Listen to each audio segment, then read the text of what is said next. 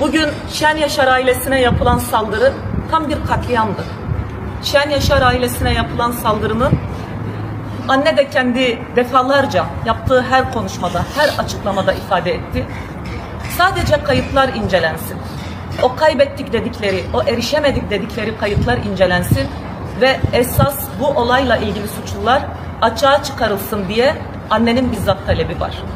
Ve 7 senedir suçsuz yere bu kadar ağır bedel ödedikleri halde, 2 çocuğunu, eşini kaybettiği halde çocuğunun özgür bırakılmasını talep ediyor. Bu katliamı azmettirenler, bu katliamı gerçekleştirenler, cinayet demiyorum, katliamı özellikle kullanıyorum. Bunu gerçekleştirenler elini kolunu sallayarak şu an dışarıdalar.